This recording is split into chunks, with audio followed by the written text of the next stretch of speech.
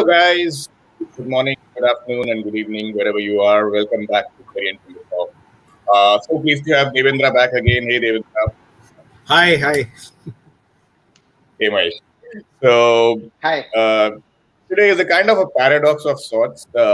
We are in the mood to celebrate as well as scrutinize and critically analyze what happened in the past 1 week. So, as you would have seen and guessed by our promos, right, we are obviously looking at celebrating 25 years of 25th June 1983, which Devendra had hosted, in 2008, Devendra. Yes. So we are going to talk about that as well as, the week which passed, which went past. And first, let's get to the bad news first. Obviously, India lost the WTC final. Let's get rid of that analysis and then maybe we'll shift our focus back to 1983. So, what did you make of it, Devendra? I mean, there are multiple theories, multiple angles, so much of critical analysis being done. What was your take on what happened? Yeah, so firstly, thank you, Venu and Mahesh, for inviting me on this platform. Yogesh as well. I just feel that we have to keep things simple. It was a game of cricket, and New Zealand did its homework better. The bowlers knew where to bowl. They Yeah. had got their field placements right. They did the Yes. basics correctly, and I think it is what we have. The defeat should be viewed more as an aberration than anything else, because Hmm. when people are criticizing the Indian team, it should not Yeah. be forgotten that we lost the final. So we have Yeah. done something right to reach the final in the first place. So That too that over a should period not of 2 years. exactly. Yeah. Yeah. Exactly. Correct. So I think Correct. it was a game of cricket, and I agree with what the coach of the Indian team said, and even Virat said later on, that a one-off game probably is not a Hmm. very reliable way in which to determine the World Test Championship winner. Maybe you should have a best of three Correct. series from now on. But again, it was the first experiment of its kind. The Yes. ICC will also keep improving as we go along. But full Agreed. And credit I, to New yeah. Zealand for pulling it off. And I just feel, having been one of the millions of people who felt very bad with what happened on 14 July 2019, and we all wanted New Zealand to win, and some senseless and stupid clause denied them the title. But 2 years later, Kane Williamson has got his hands on an ICC trophy. Fantastic. Yes, I mean, I completely agree with this assessment, Mahesh. Deserving winners, I mean, you can't debate that at all in terms of how they played this game for sure. Hard luck for India because, like Devendra rightly mentioned, even we debated this, much earlier than even when the final was played, that it has to be a three-test series to kind of, award and reward consistency. And people who are able to, keep that momentum and that consistency level high in a series rather than just a one-off game after a complete 2 year cycle, and suddenly you come and play in conditions which are not known to you, not just for India, but even it could have been New Zealand if it had been played in UAE or somewhere else, right? So it has to be a proper series where both teams get equal opportunity. True. For me, the only concern was that India lost the finals. So we haven't won Hmm. an ICC tournament now for almost 8 years. We either lose the semi-finals or the final. That means something is wrong when it happens when the big match comes, right? We take Hmm. too much of pressure or something of that sort, because we lost the 2015 World semi-final, 2019. In between, we lost the Champions Trophy final. So we're playing very good cricket till all important game, either in the semi-finals or finals. And that's the reason that probably that doesn't go too well. But otherwise, like what Yes. Devendra said, India has been very consistent over the last 2 years, and that's the reason why we reached the final. So we need to just Yes. pick that part right, and then I think everything should be fine. But Yep. I believe that I think we should have played a few more practice matches before the finals, Correct. because that would have definitely Yes. help us at getting acclimatized. But now, Yep. on hindsight, everybody gets wise, right? I mean, we all knew that they are Yes. not going to play, but that's okay. So a few lessons there. Hopefully, the Indian team in the series against England will come up on top, and we will show once Hmm. again to the world that we are good in Test match cricket. Interesting. Uh, in terms of what Mahesh said, Devendra, I mean, there's a lot of hue and cry, which is obviously very common these days over Virat's captaincy, right? Every time we lose a major game like this, when it's an ICC tournament or even in general, right? When it comes to captaincy, a lot of people are raising questions. But in my opinion, I felt that yes, sometimes yes, it's obviously very apparent that some decision should have been made, the other way around, and some of it could have been better. But I thought in this game, overall, his leadership and captaincy was good. It wasn't that bad. It's just that New Zealand played better, like you rightly mentioned, right? So, I mean, is there something to worry about in that aspect? You know what? A few days back, I remember seeing a post on social media. The ICC test rankings, which officially started in 2002, someone had done a Yeah. retrospective study. So from 1952 onwards, and who would have, how the ratings would have gone on, and which team would have, and it was quite, it made for very interesting viewing, because as per that retrospective study, India would have topped the test rankings for the first time way back in Yeah. 1973. We would have topped them again for a brief period in 1980-81. Yeah. And when we won the 83 World Cup, which is one of today's topics, incidentally, that was we were the bottom ranked test team when we won the ODI World Cup in 83, as per that study. And what one very important thing that study threw up is from 2016 to roughly to end of 2020, with a few months gap in between, we were Yeah. the number one nation. So 2016 to 2020-21 is a long period, and we all Yeah. know who has been India's test captain during that phase. So Correct. I think that it is unfair to write Yeah. Virat off on the basis of just one match. Yes, there are a Yes. couple of very good captains in the side, but Yeah. looking at our performances over the last 4-5 years, I think there is no Hmm. reason why we need to look beyond Virat right now. Let me rephrase that question now. Okay. I mean, I understand completely agree with you. Is it a case for maybe doing a split captaincy, wherein we could kind of relieve some of his stress over captaining all three formats of the game, wherein we have a successful captain like a Rohit Sharma, who has seen it and done it in, say, the Mumbai Indian setup. So do you feel, I mean, with all due respect to Virat Kohli, I'm just saying that is it a case wherein he could be handling just the test team and Rohit could be handling the white balls team? Is that a possibility? Well, I shudder to think of what will happen to opposition bowling attacks if Mr. Virat Kohli focuses only on his batting. It will be disastrous news. I can tell you. So yeah, it's a delicious thought, frankly, that if Yeah. Virat Kohli is just told that you go and bat, I Yeah. think that will be sensational. But again, I mean, Yeah. he's the premier member of the side, and Yeah. obviously Rohit is there. Yeah. Ajinkya did a fantastic job. I mean, the greatest, if not Yeah. the greatest, one of the greatest Test series wins in 144 years of Test cricket will Yes. always be synonymous with Ajinkya Rahane. But Ajinkya, I Yes. think, needs to get a little bit more consistent in Test cricket. That's Yes. there. But so we have a couple of prospective captains in waiting who can do a good job. But I think Hmm. still, I mean, Virat, it's too early to write him off in that Hmm. regard. Yeah. Yeah. On that topic of Ajinkya Rahane, now let's come back to the critical analysis part. And I mean, this is a question open to both you and Mahesh. So, do you think that, there is that one small element of, that journey from good to great, which is missing in Ajinkya Rahane? We know how good he is, but, to come in that greats category, do you feel that he's still somewhere in between and is not able to make that transition? Because, the greats are always consistent, right? He throws up performances which are out of the world and mind blowing, like we saw in Melbourne, and even his captaincy in the series, in the Border Gavaskar series. But then, to consistently be reliant on him and say that, boss, he's our mainstay in the middle order, is that missing? Mahesh, would you like to go first? Yeah.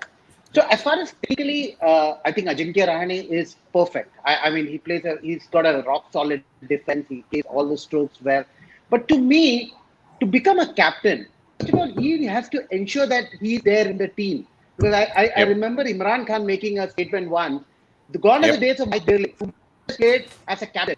We don't need that kind of players, right? You need to first Yep. perform. You need to first score runs. I think Rahane, unfortunately, has not been as consistent as he should be, considering Hmm. technique that he has, considering the talent that he has.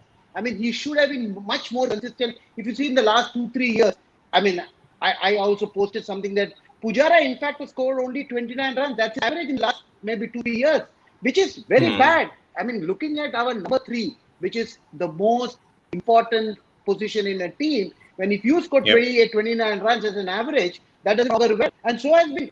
I mean, Rahane maybe a few runs more. But for me, Yep. Rahane should be given a slightly longer run because I think Hmm. he's scored a brilliant century in Melbourne. He's captain the Hmm. team, well, but captaincy may not be the reason why he should be in the team. He should be in the Correct. team as a batsman, and once Correct. he's Yes. sure as a batsman, then give him the captaincy because otherwise he will be under a lot of pressure. Because if he's Yes. not performing well and he's given the captaincy, okay, he did very well in Australia, but then that cannot Yep. necessarily be the case all the time. So to me, Correct. he needs to focus on his batting. And now he's only the Hmm. vice captain, so he should go all on and try and score a lot of runs in this series and keep, Hmm. and cement his place in the team just as a batsman first, and then of course the captaincy can be discussed later. Yeah, I completely Interesting. agree with Mahesh. I think consistency is the key. Rahane needs to be more consistent.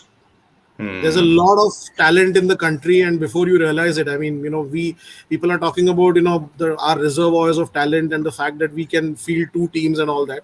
There's a lot of talent, and it's Ajinkya needs to be more consistent. I That goes agree. without saying. Hey, Yogesh, welcome back. Hi, Hope you're Yogesh. feeling Thank you. okay. I'm feeling all right. I'm feeling top of the world. I don't know Okay, how it'll be great. in the evening, but hopefully right now I'm feeling all right. All You right. So should be Yogesh fine. You just should took be his fine. second jab of vaccine, viewers. So yeah, so that's why you joined in a little late. So Yogesh, I mean, on that same topic, you joined in at a very interesting note. We were talking about Rahane, and why I asked this question to these two guys is that I asked him whether there is a journey from good to great. Is he somewhere stuck in between in that journey, and he's not able to make that transition? And why I'm saying this, obviously, because of consistency. These two guys have pointed it out, and the mode of dismissal as well in the first innings, if you saw, right, for a senior pro and an experienced batsman like that to be, set up and so easily given to the fielder who was just placed there. That's something which was slightly baffling for me to kind of see. Um, we probably had the best view of that. And, just before Neil Wagner actually came in to bowl that, and we were sort of, looking in that direction, it was like, hold on, five fielders, three on the boundary and two in the gap in between. You knew there was only one ball that was coming his way, unless he was going Exactly. to bluff Rahane. And for him to fall into that trap was just unbelievable because I mean you're like five people there in the net and you get caught out. The thing is 49 runs, you feel you're well set, and I think there's something that has to be given to Kane Williamson here because if you noticed before Neil Wagner came into bowl, he'd got Colin de Grandhomme to come into bowl, right?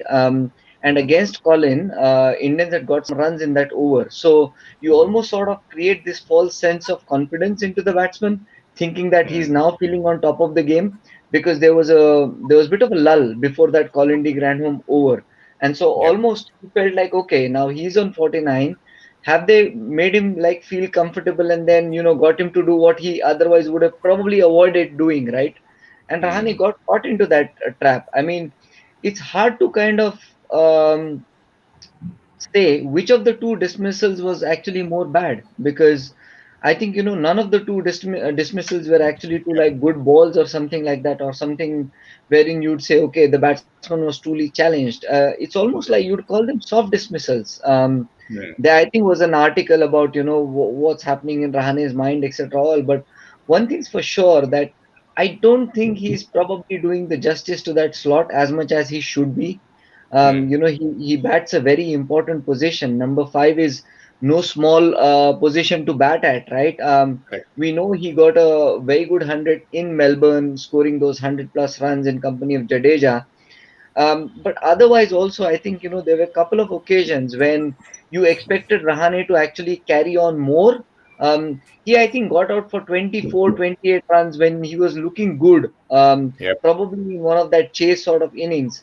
You just Yep. expect a lot more. I mean, what's not helped India is that Kohli hasn't got the big daddy runs that we Hmm. want from him. Um, Correct.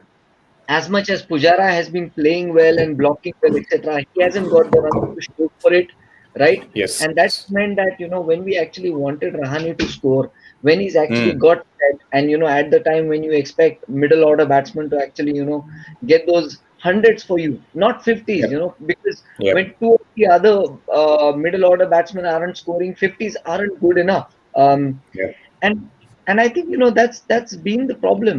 Like obviously we've done well to get to the stage of being finalists and all of that, but looking ahead, I think what you now need is for number 3, 4, and 5 to Yes. consistently get hundreds. It's almost like one of the three has to get 100 every alternate innings, and there's no substitute to that. Otherwise, you won't get 500 on the board. And Hmm. I think if England sees this, they would be all over us in that Test series. Correct. Things are not Correct. going to get easy for them, none at all. Hmm. Interesting.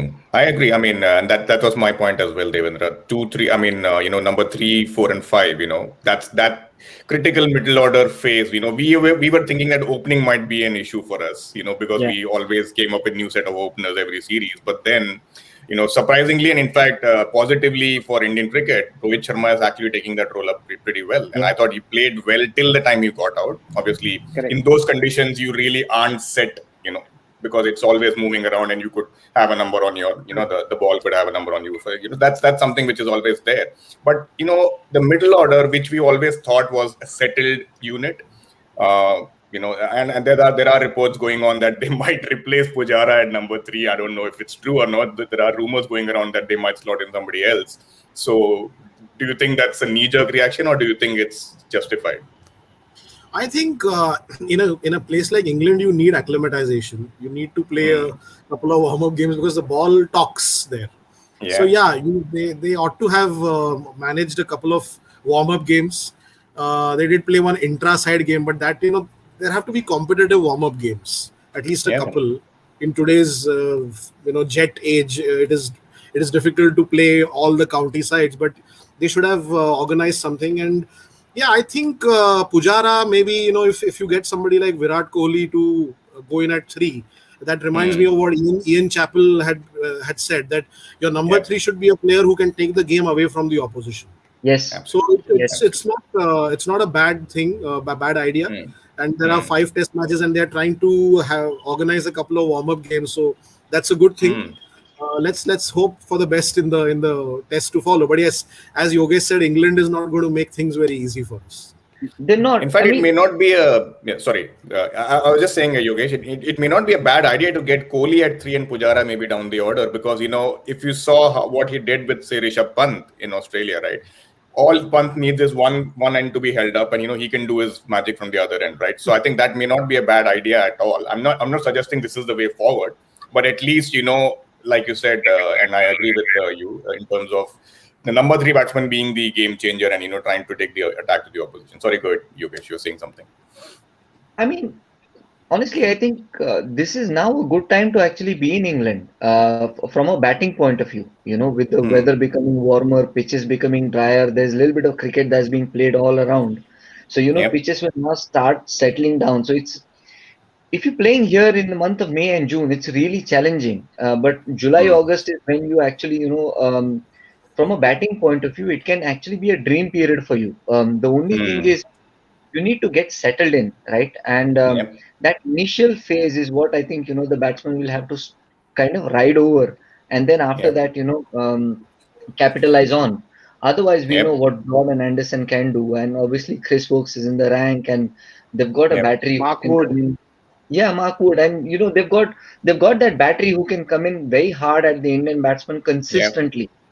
Yep. And that's the key. And they would have seen how New Zealand went about it. And all Yep. that New Zealand really had to do was deny these batsmen scoring opportunities.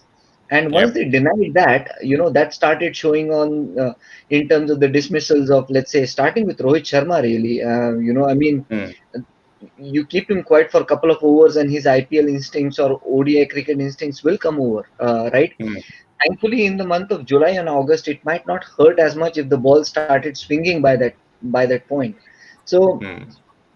I mean, you do want batsmen to also start scoring because if you Hmm. don't, then that's where Indians actually got caught out because they're used to getting runs, and when they're denied Correct. that, that's when they Yep. start sort of going back to their white Yep. ball cricket, so to speak. We Yep. don't really see the kind of teams that New Zealand does, wherein there are specialist players who are playing test matches and specialist players who are playing white ball cricket.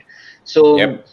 I mean, for most of our players, it's a matter of adapting to different Yep. formats, and that doesn't become easy if you're not playing that format too much or playing that format after a long gap. Mm. With Rohit Sharma, if you noticed, what New Zealand did, he was getting runs, and then they floated one outside off stump, and Yep. both ends getting out the same way, sort of, right? I Mm. mean, there's a ball pitched out away from you. What do? You just go with your instinct and follow the ball, right?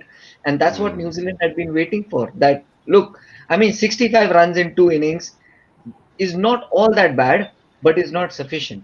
So Mm. I think there's great lessons. The only thing I'd hope for is that as bad as the loss against New Zealand was, it gives the batsmen the right lessons for them to kind of implement in the test series ahead in England.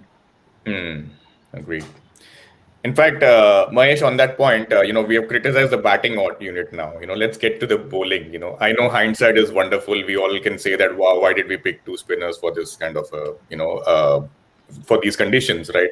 I personally felt that the team was well balanced. I thought that five bowlers should have been able to do the job. Yes, there were two spinners, but then, the fact of the matter is that our pace bowlers were not that effective as compared to, say, New Zealand, who were more traditional swing bowlers who could actually swing the ball both ways. But we were more hit the seam kind of bowlers. Shami was the closest to kind of being the best because, he was pitching the ball up consistently. But Bumrah and maybe even Ishant Sharma in the first innings was slightly off color. And that's kind of something which hurt us. Right, hurt us big time. And I remember Nisha making a very interesting point last time around. He said, why are we not considering Shardul Thakur? On now, if Hmm. you ask me, I think Shardul Thakur would have contributed with the bat as well And the as with the ball. ball. Okay. Yep. I don't know why Bhuvaneshwar Kumar did not go. Probably because of injury. Probably because he hadn't played enough cricket. I don't know. But Shardul Thakur, Hmm. and while the match is going on, I was remembering what Nishad said because we were all contemplating whether Mohammad Siraj should play or Ishan Yep. Sharma should play or Mohammad Shami should play. He was the only guy who said, "Why don't we consider Shardul Thakur?" He might Yep. have Yeah, been good because he's a genuine swing bowler. We needed a swing bowler. Yep. Like what you said, the closest swing bowler that we had was Mohammad Shami. He picked up a lot of wickets, right, in the first inning. Yep. Of course, in the second innings, I think everything fell apart. Our biggest problem, Hmm. I think, was Bumrah was completely out of form. And we were Hmm. dependent on Bumrah a lot, We expected every time Bumrah would take the ball, he would get a wicket. See, we expect too much from Bumrah. Actually, Bumrah is a Yep. fantastic white ball bowler. But when it comes to red ball bowling, what he does is he restricts runs. In a T20 game, Yeah. when you restrict runs, you automatically get wickets. But in a test match, that's Hmm. not a guarantee. You can restrict runs, and if the batsman is Kane Williamson, you can bowl the full Yep. day and he's not going to get out. Okay. That's our Yeah. problem because of our over dependence on Jasprit Bumrah. I think he did not fire the way he had to fire. But to me, I Hmm. think Shardul Thakur and Bhuvaneshwar Kumar would have been much better in these conditions. Yes, I think that it's that just one small step forward, right, in that length. If it just fuller by say half a foot, that makes the whole difference in England, right? Because you might look really good bowling and beating the bat all the time, but you will only Yeah, it get doesn't the edge make when you pitch sense. it slightly further up, right? Yeah. You feel good when the ball beats the bat, but at the end Yeah. of 20 overs, both the batsmen are still there in the crease. Exactly. on on Exactly. that bowling note, right? I mean, if you look at Yeah. how Jamieson was bowling, Jamieson wasn't Hmm. bowling all of them full. I mean, Correct. they had a very very good plan that they would deny runs by bowling very good length or short of good length, Hmm. deny runs by doing that, and then pitch one up Hmm. to kind of go for the pads or go for the edges, right? Yep. Um, the thing is, what made me really ponder about entire thing is that when they were showing Indian batsman dismissals, you could actually Hmm. see how the plan was coming through. And when Correct. New Zealand was batting, I was wondering, okay, so what kind of plan were we really bowling to? Or did Hmm. we have a plan? Or did we have that sort of a thinking that, I'm going to go, let's say three shot, and then maybe, Yep. try and pitch one up to see if I get an edge or something like that. Hmm. Probably only one man who had bit of a plan and who actually executed his plan was R. Ashwin. Yeah. Because he just does Yep. it day in and day out. I mean, Yep. the way he got, I think, Latham out at Yep. that short cover position of Virat Kohli. You Yes. knew that. plan was coming, and then he got one to hit pads with Conway, right? I mean, Yeah. look, honestly, I think we need that kind of thinking and that kind of planning. And how does that Yes. come through is what India would really need to think of. That, Mm. it's for Mm. each batsman that planning might look slightly different at slightly different stages of the game, but there's no substitute to that. Not all of your plans will always come through. You might have to change them as you go, but at Mm. least that planning has to be there. And then, I think if those plans start coming through, you'll see the results, right? I think, yeah, I completely agree. It was somewhere we were kind of searching for where is my next wicket coming Yes, from, or where is my next run coming from a batting standpoint, right? That was yes. something which was missing. Absolutely. Okay, guys, I think enough of criticism and enough of analysis of the finals. Now let's get Let's down to some celebrate. good news. Let's celebrate. I think that's why Devendra is on the show today. Devendra, all over to you. Let's talk about 25th of June 1983. Its stage is yours. Yeah, so 25th June 1983, it transformed an entire generation, and I belong to that generation which sort of was inspired after what Yeah. happened, what Kapil's Devils achieved. And Mhm. the likes of Sachin and Rahul have gone on record to say that it was because of the Yeah. 83 World Cup dream, the triumph, that they their cricketing dreams, like they felt like following the footsteps of their heroes. So I belong to that generation, and years later I was able to join the BCCI. I got the opportunity to be a part of the board of control for cricket in India, working under Professor Ratnakar Shetty, the chief administrative officer of the board. And I remember I joined in January 2008, and in the month of March we organized a felicitation in Chennai for Anil Kumble, who had just taken his 600 test wicket. And my job basically was to help Professor Shetty streamline the media management of the board, put things in order. So the two of Yep. us were working on that. We had started a quarterly newsletter, and it was, the going was good. And I remember when that felicitation was planned of Anil's, I went up to Professor, and with a lot of apprehension, and I said that, sir, I know this function is happening in Chennai. The Indian team is going to be there. The South African team is going to be there, because it was held on the eve of that test match in Chennai in 2008, where Viru scored a triple Yeah. century. Yeah. So I said, and all the former India captains are going to be there. I would like to be the master of ceremonies, if you don't mind, because I had done some functions before at the CCI and all. So I thought that somebody, a former India captain, somebody like say Ravi Shastri or somebody else, a high profile figure will get to do that. And I remember when I said that, Professor just looked at me straight in the eye and said, "You are doing it. That there's no two ways about it." So that was a great thing. So we had that function, and then of course the big event, 22nd June 2008, Mr. Sharad Pawar, who was the president of the BCCI at that time, my first boss in the BCCI, he announced, I think in the last week of May, that the board was organizing the silver jubilee of the celebrating the silver jubilee 1983. of the 1983 win in Delhi. So the Yeah. plan was that Mr. Gavaskar and Professional Management Group, his company, where I was working before I joined the BCCI, they had Yep. organized a Silver Jubilee celebration on 25th June 2008 at Lord's. Yeah. So the team, that Oh, entire team of 14 plus PR Mansingh, the manager, they were to travel to England. And then what the BCCI did is, we organized it. We decided to have it in Delhi on 22nd June. So the plan was that after the Delhi function, the entire team would fly to London for the Yeah. function at Lord's. And I remember, going to Delhi, and it was like really, it was quite exciting. There was a lot of buzz. I visited Mr. Kapil Dev's residence the night before the function, and he had all these bats in his drawing room, autographed bats, and it was all good. It was okay, fine. There were lots of former India captains had been invited, board officials had been invited. The team of '83 was there. So bumping into them in the lobby of the hotel on the evening before, and on the morning of the function, as we as morning gave way to afternoon, and afternoon gave way to late afternoon, then gradually it started sinking in. Yeah. And I was trying not to think too much about it, but okay, 83, 1983, all the childhood memories of watching that on the black and white television, all that was flashing across my eyes. Then I remember Yeah. professor called me to his room, and he gave me a sheet of paper, and he told me, you have to read this on stage.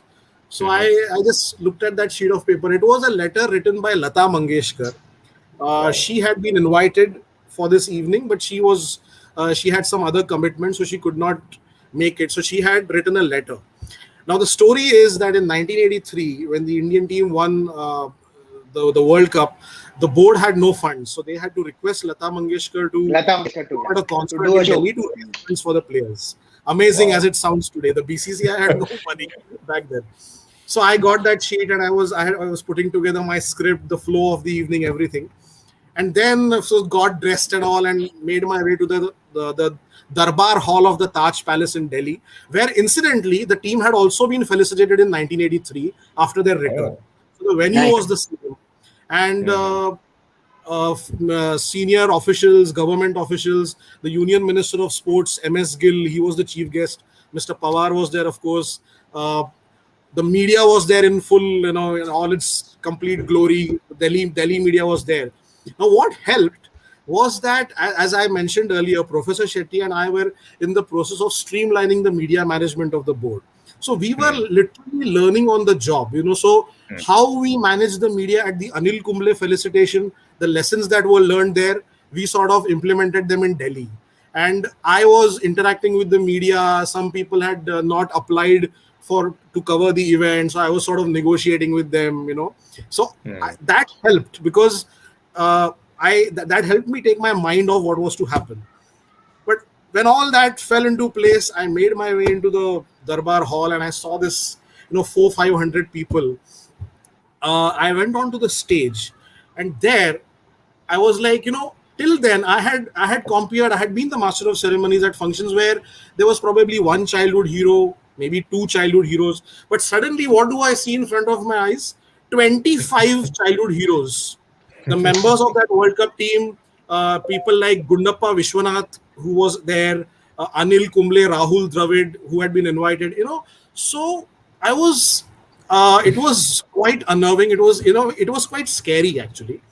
And right in front of me, Sunil Gavaskar and Kapil Dev were seated. Next to them, there was Vengsarkar. Next to Vengsarkar was Patil, Kirti Azad, Mohinder Amarnath. And the first thought that came to my mind was that now I know what Arjun felt on the first day of the war, when he saw it was, and then Mr. Gavaskar suddenly came up to me and said, Devendra, I want you to show the audience something. And he pulled out something from his pocket and he gave it to me. It was the ball with which we won the '83 World Cup final. It had after it hit Michael Holding's pads, it had lobbed in front of first slip. Mr. Gavaskar picked up that ball, and when he looked up, Dicky Bird had already raised his finger. So everyone dashed back. So the ball is with Mr. Gavaskar. So I kept it in my pocket, like I'm going to show it to the audience at some stage. So that was a great feeling. I'm actually carrying the ball with me. I mean, it was, and then the function, and I was like telling myself, you just focus. I went to the extent of saying that, look, these guys, they have won the World Cup. You are just comparing an event. Learn from them. I was working on my mind this time, and finally, I somehow gathered the strength, and it went off. Kapil Dev made a fantastic speech. Then we had a hilarious, conversations with members of the team. So I remember Sandeep Patil. I was interacting with all of them from the stage, and they were reliving all those matches. So I remember asking Mr. Sandeep Patil that you had Sunil Gavaskar as your roommate. So how was that experience like? And Mr. Patil was like, in those days, I had many interesting people visiting my room. So poor Sunny had to wait outside, And then he said that this first half I was rooming with Sunny. The second half I was rooming with Ravi Shastri, and Ravi Shastri kept me out of the room. Great fun, and Wow. talking about how after that second last wicket fell, he did not want to field on the mid-wicket boundary because Yeah. he was scared of being mobbed by spectators. Not So like he looked the other way, and then Kapil Dev told Roger Binny to go to mid-wicket. So all that was Mr. Gavaskar spoke very well. So there were speeches made, but the highlight of that evening was Mr. NKP Salve. He was seated, the president of the BCCI when we won that tournament, and he was seated in the audience. It was not possible for him to climb on the stage, so we requested him to speak from where he was seated, and he just brought the house down. So you had the entire team of 83 on the stage. They had all been invited on stage. They had been felicitated by Mr. Pawar and MS Gill, the sports minister. They were all standing there, and the mic was handed over to Mr. Salve, and he was like, ये सब जो लोग stage पे इस वक्त खड़े हैं, ये आज तो बहुत शरीफ दिखते हैं, लेकिन उस वक्त वो शरीफ नहीं थे. And then he said, how they literally mobbed him and said, okay, sir, what are we going to get for this victory? And then finally, a sum of 1 lakh per player was promised. And then, as I said earlier, the BCCI did not have that kind of money. So the great Lata Mangeshkar had to step in to help the board. But that was brilliant. Mr. Salve talking about. He also said to Mr. Pawar that, "Dekhiye Pawar sahab, हमारे ज़माने में तो कुछ पैसे नहीं थे, but things have changed." And he spoke very well. He praised all these individuals lavishly after making fun of them initially. So it was a great experience. And after that, of course, I have been the master of ceremonies at several functions, the BCCI awards ceremonies, the Oscars of Indian cricket. I have compared about 7 of them.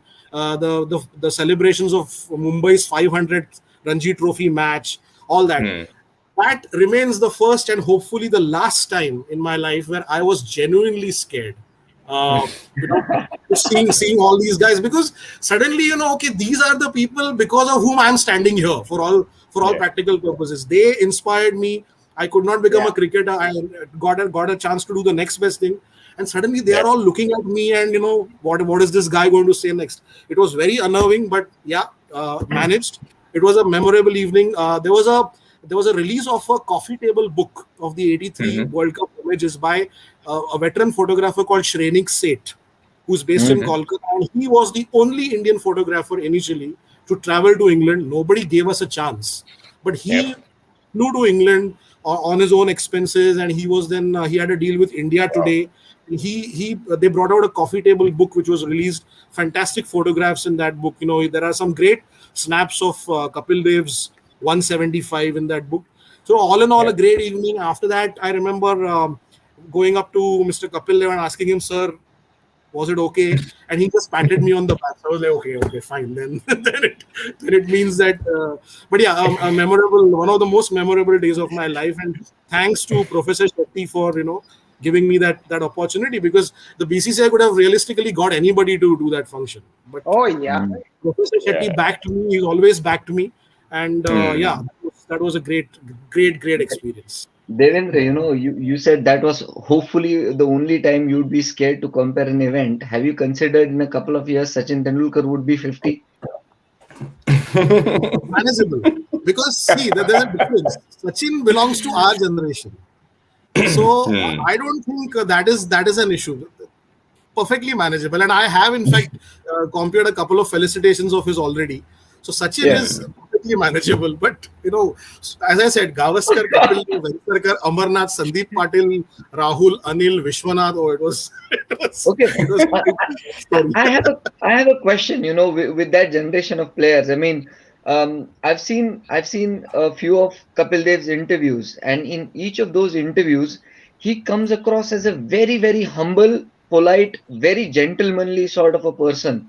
What has your reading of him been, interacting with him in person like? The same.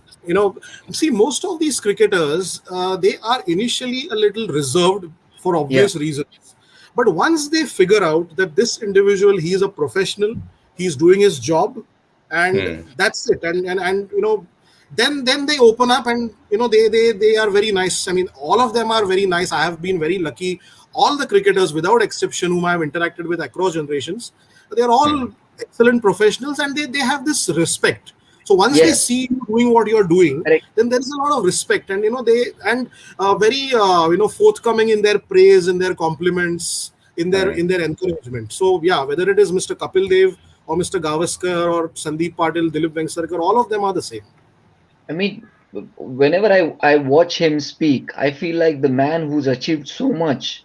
How can somebody be so humble, so polite, so respectful of people who are probably 30, 40 years younger than him? Or whenever for instance, the interview I'd seen with Gaurav Kapoor or something, I was like just floored by the humility of the man. Without a Agreed. doubt, they're all. We had some great Yeah. heroes.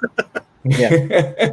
Yeah. I was expecting you to say, when he patted you on the back, he would have said, Devendra da jawab nahi. Like he said, Pambulev ka jawab nahi. Yes.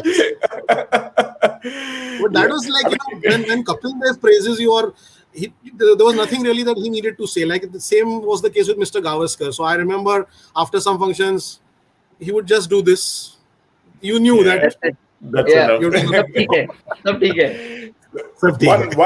One thing which you missed out, Devendra, and I think we won't let you go without telling us that. What was the interaction like with Krishnamachari Srikanth? He had so many. As always, brilliant, absolutely brilliant.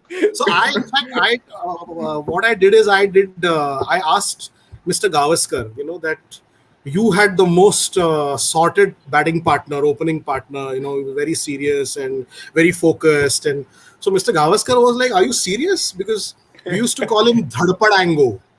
He used to dhadpad. He used to, he was never sure of his step. And it was one thing that I noticed was the camaraderie between that side. Yeah. 25 years later, it was fantastic because they all went for dinner together and we were all there. You had Krishnamachari Srikanth, breaking into that song from Ek Duje Ke Liye, Mere Jeevan Sathi Pyar Kiye Ja, and even the musical interludes he was singing, and Wow. that camaraderie is amazing. And of course, with as far as Mr. Srikanth is concerned, I had the opportunity to interact with him in later years as well when he was chairman of selectors. So he was a frequent visitor to the BCCI when they had the selection committee meetings. Absolutely, wonderful person to be around. Yeah. He's hilarious. Like, I've seen a couple of his talk shows on the 83 World Cup. Oh my brilliant. God. And even in private, he would explain certain. So if you asked him, sir, about selection when we were having lunch after the meeting, the way he would go about explaining was also brilliant. Yeah, absolutely. Yeah, and I think that speaks about the win as well, right? Because if you're happy as a team playing together, and when you have that camaraderie, the results are automatically shown on the field as well, right? So I think that's something. And I think what helped was most of the players had been on the tour of the West Indies that preceded the World Cup. So there was this big. They were all used to each other. I think that helped a lot. Agreed. I think only Sandeep Patil was the West Indies series. I think India was the only team that defeated West Indies thrice in a span of maybe a few months. They defeated them once in the ODI in West Indies, the first match in the World Cup. Yes. Yeah, the first match in the World Cup, and then of course in the final. So if you see out of 4 matches, they beat them for 3 times. Yes. So it was actually, while we say that because it was the World Cup finals and we expected West Indies to win, we're looking at that because that side was the best ever to have played a game, right? Of course, without a doubt. Without a doubt. And nobody gave us a hope in hell to win that match. And then, I thought I saw one of your videos only, in which you said that chasing of 183. I've heard Kapil say that he's made a very interesting statement once. He said, I just told my team, we have scored 183 runs.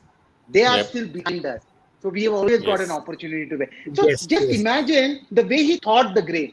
Srikanth and all these guys keep saying that there was only one person who believed India could win, and that was Kapil.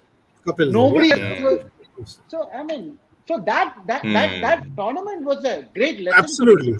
And of course, there were many people who slammed it as a fluke, but I think in 18 months we proved that it was not a fluke because 8 members of that team were part of the team that won the World Championship. But when we Correct. are while we are at it, the '83 World Cup final, I have to make one. I have to say something. Anybody based in India who tells you or claims that he or she watched Kapil Dev take that catch live It's on lying. television is lying. Because there was no Yeah. live that time. Transmission had gone off when Vivian Richards Yeah. was on fire. The transmission had gone off, and in those days, of course, 60 overs aside matches, you had a lunch interval between Yeah. in the middle of the first innings and a tea break in the middle of the second inning. So it was at the tea break that the transmission was restored, and suddenly, what do we And see? They showed the highlights: 66 for 5. Correct. So then we Yeah. saw the catch on in the highlights, but we did not see it Yeah. happening. And quite a few people have made this claim, but they are lying.